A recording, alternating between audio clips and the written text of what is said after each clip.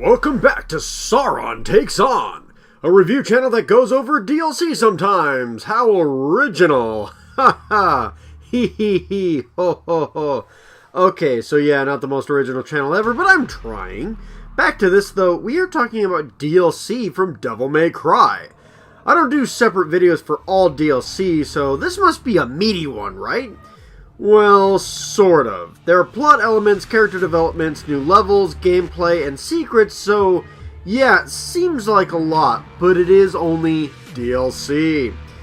I simply want to talk about the vanilla game without being distracted on where or when to talk about DLC elements.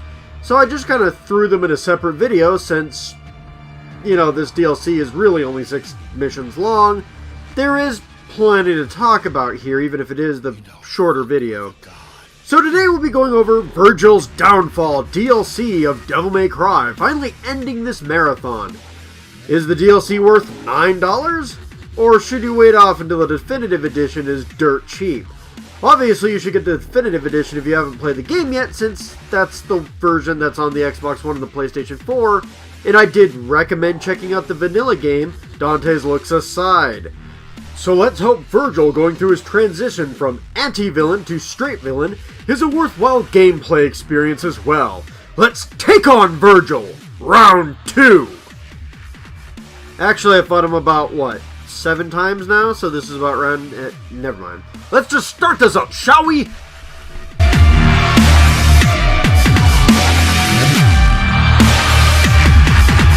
So the story starts off and Vergil dies. Okay, yeah, he does die, but this is about Vergil's trip to hell. I think. Yeah, he died from Dante stabbing him in the chest, and now that his heart is damaged, he needs to repair it by killing weird versions of his friends and family, and ends up in a fight with his Hollow. Anyone get the feeling that Square Enix is suing someone for this? Literally, Vergil claims to not have a heart and fights something that looks pretty much like a powered-up nobody version of himself. That means Rebellion is a Keyblade. It's canon, folks. There you go. Here's the Organization 13 right there. Oh boy. Anyway, after Vergil repairs his heart, he absorbs his inner darkness and becomes the new leader of Organization 13. I mean, he learns more of a demonic side of himself and ends up becoming the king of the demons after coming back to life. Mysteriously. Huh. Or was the hellscape just Vergil's internal struggle while he was healing? The world may never know.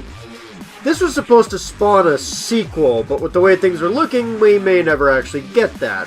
Whether that's a good or bad thing is up to you, but yeah, this kind of explains how Vergil becomes the king of the demons. Something a character named Phineas from the vanilla game alluded to. I didn't mention Phineas, honestly, is because he was mostly there to be a guide for Dante to gain Devil Trigger. But, yeah, there were plenty of other things hinting to Vergil's betrayal, but that was definitely one of them. Anyway, is this small bit of plot any good? Yes and no. Unfortunately, it's difficult to even understand what the hell happened here. Did Vergil die and come back to life? Can everyone come back to life? We don't know. Vergil basically chopped up his metaphorical heart and healed his literal heart, all while becoming very super evil. It's kind of weird. Speaking of metaphorical heart, Vergil in this is literally developing as more of an evil character. Naturally, he only has 6 missions to go from, but yeah, he's basically going from the guy who got his ass kicked at the end of Dante's story to Vergil from Devil May Cry 3. And if you think I'm joking, no, that is literally his final form. Looks like he was trying to go Super Saiyan since his hair is now spiked. Anyway, this DLC does well fleshing out Vergil as he was and what he is becoming. The how's a little bit of a mess, but his growth does make sense. Vergil feels betrayed, but he kind of understands that he also betrayed the ones he cared about. He clearly had some type of feelings for Cat that clashed with his views on humans, since Cat calls Dante a real man in a very awkward exchange that Vergil has with his hallucination. Anyway, Vergil is dying and kind of going crazy. He more or less abandons and kills all lingering feelings for Cat, Dante, and even gleefully shows his mother everything he has done. He even kills himself, which is weird even if it is just like Kingdom Hearts. Still, in a way, it all kind of makes sense to himself, to his character growth. It just happens really, really fast. That's probably the weakest point. Everything happens super quick. Just like this video! I'll keep the gameplay section quick here because while Vergil does feel different from Dante, he plays roughly in the same way at the same time feeling different. It's kind of confusing, I know. But needless to say, he plays like Vergil would if Vergil from Devil May Cry 3 and 4 were placed into this particular game series, this game set, I should say. Which is actually kind of interesting to think about because they actually took some of the designs of this Vergil and put it to Vergil from Devil May Cry 4. But I'm getting a little ahead of myself. First, Vergil is pretty simple, but eventually he will be using his angel and demonic form to combo everything in his wake. He summons swords instead of using guns, and depending on which mode you're in, they can work like Dante's grappling hooks, but still deal damage. Both modes, and with Vergil's sword, also works like Dante's forms, with Angel being fast and, having really fast attacks, while the demonic side being stronger but slower. However, unlike Dante, Vergil doesn't switch weapons. He's just a katana fighter, but it kind of changes katana styles. Vergil is unique and very different because he also doesn't have Devil Trigger. He has something akin to Devil Trigger where he does basically super moves like summoning a shadow or summoning swords to defend him, but not quite the same thing. He's still really fun to play, and that's great. He's fantastic. I love playing as him. However, for the 6 levels... Look, this DLC likes reusing assets like you wouldn't believe. It's like, hey, we know we had a really good thing going with all of these, new video game levels for Devil May Cry.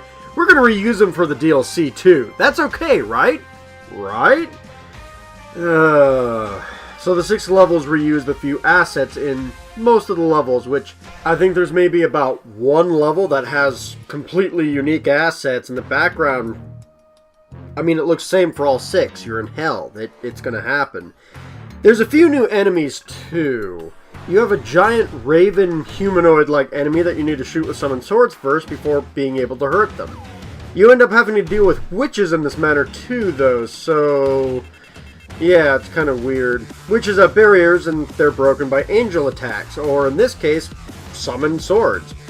There's also a mini-boss-like creature around. That's about all I saw when it comes to new enemies. You only find the thing twice, so there's that. Look, you only get to play with Vergil in 6 missions. Only 6 levels. Yes, you have a new character, but that only takes you so far.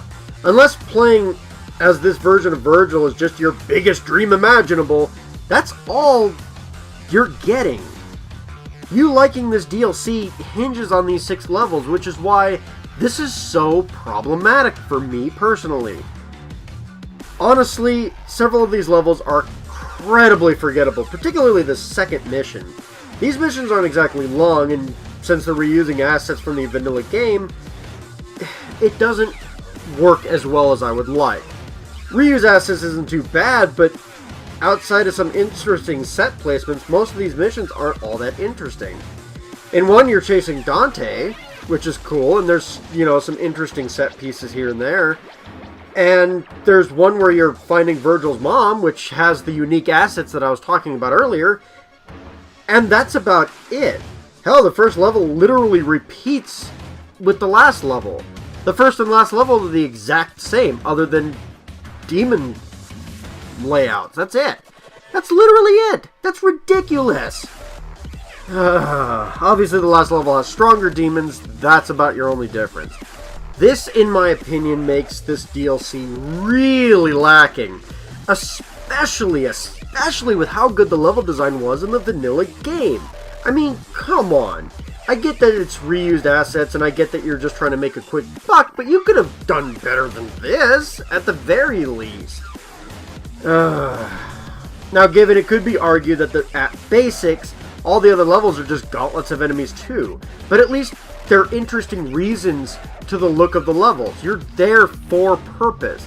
This DLC only has 2 that really have any type of purpose with it, and I enjoyed them. That's great. That's all I got. The vanilla game also has better platforming, and while the DLC does have platforming, it's unimpressive in comparison. There's a boss fight besides the mini-boss like monster as well, but it's basically a slightly altered version of the Vergil boss fight where you fight Vergil as, well, Vergil. It isn't bad, but without the Shadow Hollow Vergil, or Vergil's Nobody, is pretty easy to face off with, even if he does have a new super move or 2. Hell, I ended up getting the highest rank on that mission on my first, and so far, only run. So the gameplay is great, but the level design is kind of run-of-the-mill and horridly lacking. But what about secrets? Well, there are no secret missions, another bummer, and no keys, but souls are back, and they're pretty easy to locate, but they're still kind of fun. And this time you just find pieces of the health cross to boost your health bar. Unlocking more moves with Vergil is cool like it is with Dante. That's about it. I like some of the hidden locations. They have some appeal, but it's just kind of hinging on how well the levels actually work. I mean, there's some fun locations. Some of these are actually hard to notice and hard to come by, and that's great, especially on the better 2 levels. But, yeah, there's only so much fun to be had with levels that you need to play repetitively. And if you don't like them, which I didn't care much for them, this gets old quick. I mean, Bloody Palace is back. That's great. But that's not really adding much to the content, unfortunately. I can literally play the same, the actual 6 missions and get the same experience. Over and over and over. Combat. That's it. Without much of a difference, let's wrap this up, shall we? So, Vergil's abilities are really fun to play with. Summoning his doppelganger or swords is an awesome replacement to Devil Trigger, a move that I honestly really didn't use much, as great as the vanilla game is. Vergil's character growth is also very interesting, even though it's just like a plot from Kingdom Hearts. And that's it. That's what you're paying $9 for. I don't care for the levels in this. Mission 1 and Mission 6 are the exact same location. One is a repeat boss fight, but slightly easier from the vanilla game, and only 2 levels I actually remember. The plot is slightly messy, and the secrets are roughly similar to what you see in the main game. However, $9 isn't that much for DLC. So is it worth it? In my honest opinion, not really. If you are a super fan of Vergil or just love the gameplay so much that the idea of a new character is something that appeals to you, I can't recommend this. Vergil is fun to play, but you only get to use him in 6 of the most boring missions and Bloody Palace mode. Kind of a letdown, really. I'd rather pay $9 to make him playable in the main storyline instead, like most other Devil May Cry games allow. Imagine Vergil killing Barbas or fighting Mundus' spawn, but instead we get this DLC pack, which, in bringing 2 new enemies and a few extra levels, also lessens the amount you can do with Vergil. And the added narrative doesn't bring enough either, outside or, even revolving around Vergil's growth into a new Demon King. If you don't have the game, get the best edition on the PS4 or Xbox One. That way, you can just get the DLC for no added cost, as well as the DLC costumes too, for free. If you have the game but haven't picked up the DLC yet, don't worry, you're not missing much. But that's just my opinion. If you like the video, please feel free to like, subscribe, hit the bell for, more updates on my content, and tune in for the next video, which the next main game review should be No More Heroes related, as a new game in the series just came out, and I'd love to discuss that series with you lot. Until then, I'll be doing anime and movie things and maybe, a chat once in a while. Take care, my minions!